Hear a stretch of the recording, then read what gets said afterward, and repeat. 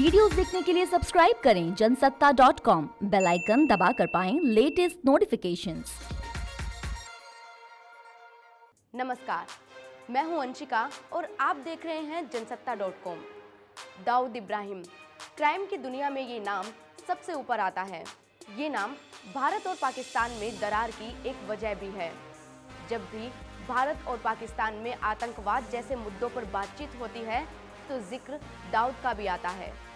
दाऊद पाकिस्तान में आराम की जिंदगी जी रहा है और सवाल हमेशा उठता रहता है कि भारत लाकर उसे कब उसके गुनाहों की सजा दी जाएगी। मुंबई की धरती पर पैदा हुए और वहीं पले बढ़े दाऊद ने उसी मुंबई की धरती को बम धमाकों से थर्रा दिया था।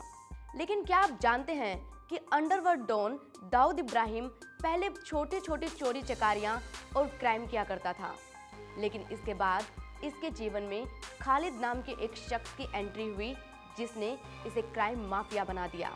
कौन था खालिद जिसने दाऊद को हमेशा हर संकट से बचाए रखा?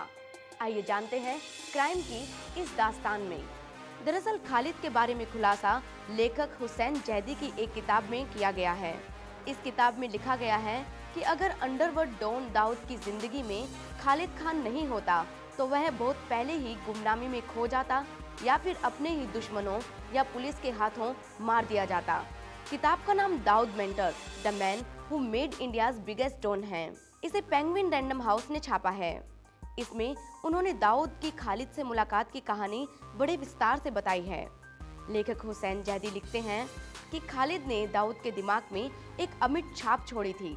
किताब में बताया गया है कि दाऊद और खालिद ने मिलकर डी कंपनी की नींव रखी थी। इसके बाद धीरे धीरे दाऊद भारत का मोस्ट वांटेड अपराधी बन गया। जैदी के मुताबिक खालिद ने ही दाऊद को सिखाया कि मुश्किलों से कैसे निपटा जाए।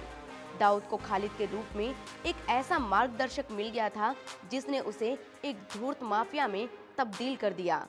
दाऊद जैसे डॉन बनने के लिए ही पैदा हुआ था और खालिद खान ने उसकी ये ख्वाहिश पूरी कर दी। इतना ही नहीं, दोनों के बीच की दोस्ती इतनी पक्की थी कि खालिद ने दाऊद के लिए गोलियां तक खाई थी। जैदी ने अपनी बुक में लिखा है कि दाऊद अपने जीवन और ताकत के लिए खालिद का कर्जदार है।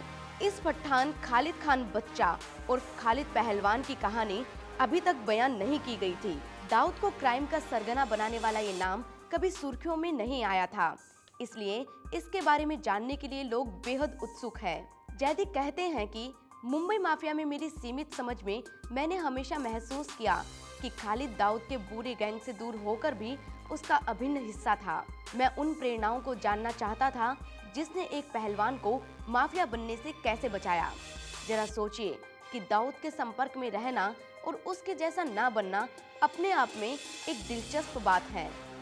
लेकिन खालिद का तैयार किया हुआ ये खूंखार अंडरवर्ल्ड डॉन मुंबई धमाके से सैकड़ों लोगों की हत्या करके अपने खून से सने हुए हाथ लेकर पाकिस्तान भाग गया।